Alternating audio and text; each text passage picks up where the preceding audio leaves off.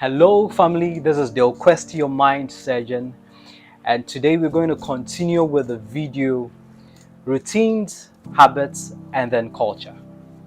If you haven't watched the previous episodes in this playlist, kindly do so that you can appreciate what I'm going to share today. It's going to be very educative and you're going to learn a lot of things. So today I'm going to talk strictly on habits. There are a lot of habits that men between the ages of 21 and 34 engage themselves into. And I'm going to address just a few of them, and I'd like you to pay attention to it. But before we do that, just give me 15 seconds, like a normal drill, and I'll be right back.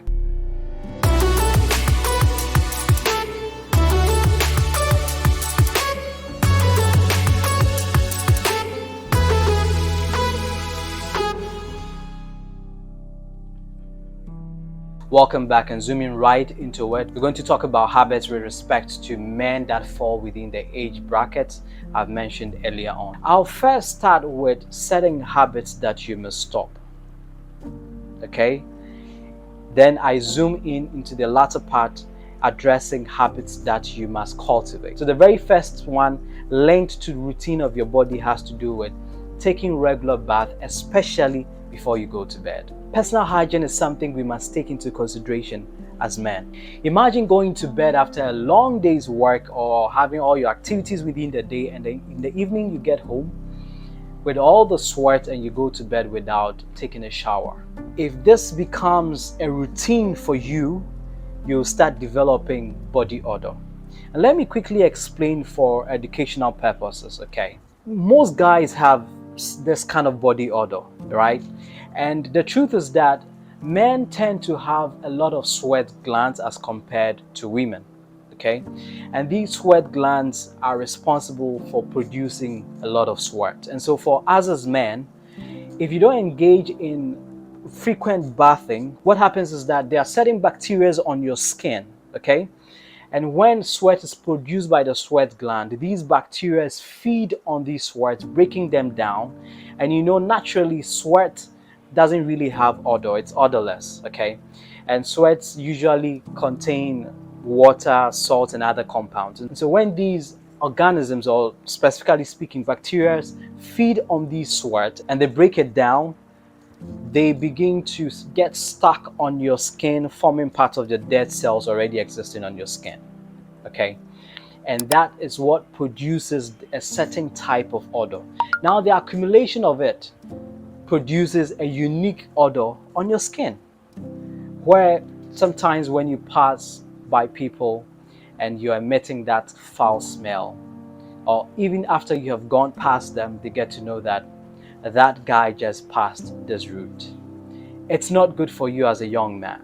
And that is why you must practice basic hygiene, such as taking your regular bath, especially before you go to bed. And so when you take your bath in the evening, I advise that not just washing yourself with water or rinsing yourself with water, okay? You must try as much as possible to use soap, because soap also has the ability to break down these fatty compounds. Because when you look at the structure of soap, part of it is hydrophilic and a part of it is hydrophobic, okay? And that is why it's able to bind with these fatty materials on your skin after it's been broken down by the bacteria, causing it to break down to smaller particles, and then it attaches itself with water that helps you to rinse it off the surface of your skin. That leaves your skin refreshed and fresh. Do you understand? And so as a young man, engage in personal hygiene with respect to taking your bath regularly, especially before bed. The second one, which is a habit that you must stop, linked to the routine of your soul, avoid watching women always with the intention of sleeping with them in your mind. Very important. A lot of guys within these age brackets involve themselves in this activity. Let's call it objectifying women. Most guys, especially when you see women who have certain body parts exposed in the dress, or their cleavages are showing, or their butts have drawn in their dress, there's this habit that is most attached to men. They tend to admire it It's not bad to admire the body of a woman, but sometimes we don't realize that we cultivate the habit of engaging with them sexually in our mind. And that is why we objectify them and use words like chop, diet, eat. It's because we see them as objects that can be consumed. But I have a problem. How do you say that you have dieted or chopped or eating something that rather has the ability to swallow that which claims to eat? I don't know if you understand.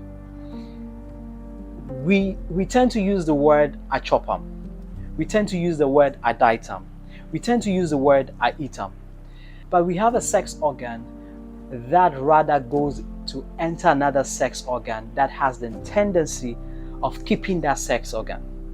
And so the penis goes into the vagina, and I don't understand why we rather think the penis eats the vagina when it's supposed to be the other way around. Just think about it. I don't know why we say that, but women are supposed to rather be eating men, in my own personal opinion. And so if you're a man engaged in this, I'm not saying you shouldn't desire, or I'm not saying you shouldn't admire women, but check it. It can affect you in the future when you are always found objectifying women and sleeping with them in your mind. The next habit that I would like you to check and possibly stop is linked with the routine of the spirit. Men within this age bracket, if you are not careful, you are likely to always connect mishaps and bad fortunes to things of the spirit. And that is why, if you're not careful, you become a slave to everything and you spiritualize it. And so you don't tend to do hard work. You don't tend to sit down and reason and think about solutions, but you always push responsibilities and certain events in your life, connecting them with spiritual manipulation. If you continuously do that, you may never see changes in your life. You'd always connect them with something happening behind the scenes. I'm not saying that things don't happen spiritually. They do, but the truth is that you should know when. You should be able to diagnose it well, especially when you're going through something, and not always link it to spiritual stuff. Sometimes the solution to the very things you're going through is also physical. So having said this, let us zoom straight into certain habits that you can cultivate as a man within this age bracket. That is going to help you in the future. The first one that I would link it to the routine of the body has to do with engaging in regular hospital checkups. There are certain diseases and medical conditions that are prone to men. For example, prostate cancer and other stuff. As a man in this age bracket, you should regularly visit the hospital and have a thorough checkup on yourself. Going to the lab and requesting certain procedures be done on you, so you know what is wrong with you at what point in time, so you're not taken by surprise. It's important to note that regular checkups places you ahead of being taken unawares by a disease or an ailment.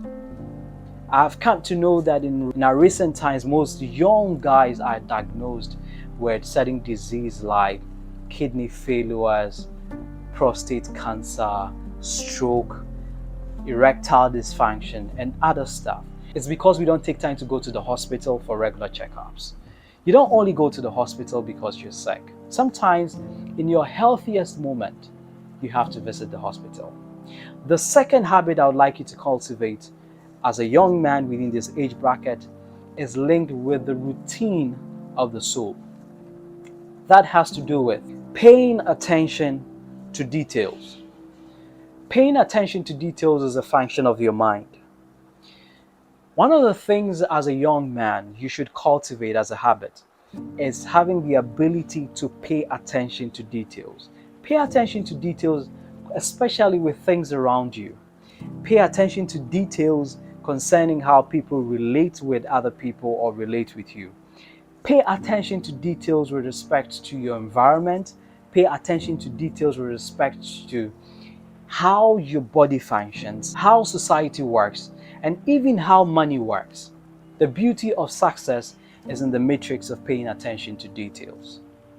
A lot of people naturally don't pay attention to details. And so if you're a man within this age bracket, if you start cultivating the habit of paying attention to very little things around you where nobody is looking, you stand a better chance of conceiving ideas, of knowing solutions to problems, and placing you ahead of your colleagues. It's very important. Let me share this personal thing. One of the things that placed me ahead of other guys who were pursuing my wife, then a friend, has to do with her admiration for me when it comes to paying attention to details. I have an acute awareness of how my wife looked like bodily.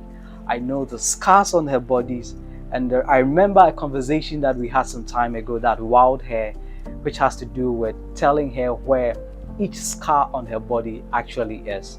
And when I say on her body, I mean on her legs, on her fingers, and certain dark spots on the skin.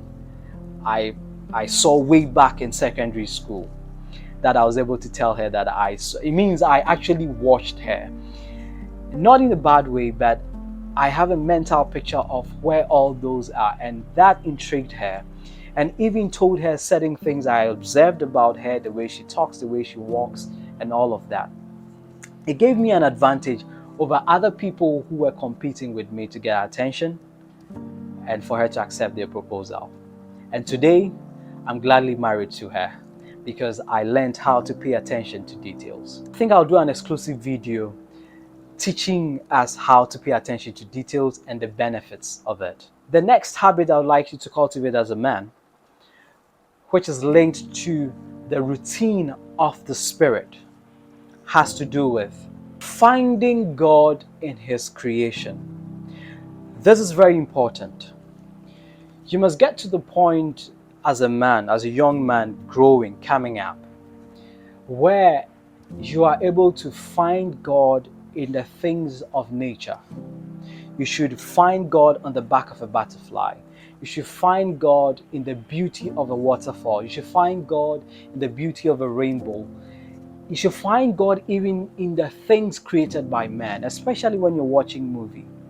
You should see God in it.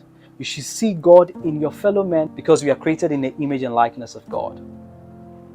You should spend time sitting down, thinking about how things work, admiring it, and appreciating the intelligence that created it. When you continuously do this, you build a certain relationship with this force called God, and you begin to understand basic things. Let me give you a practical example. It is in the finding the beauty of this intelligence called God in a butterfly or a bird that made it possible for a man to create an aircraft.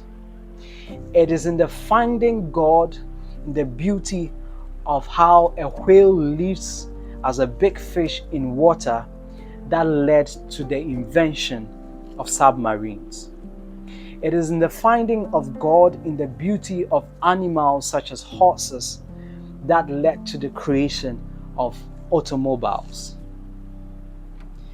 A lot of things that we see around us created by man is because the image and the template originally exist in nature.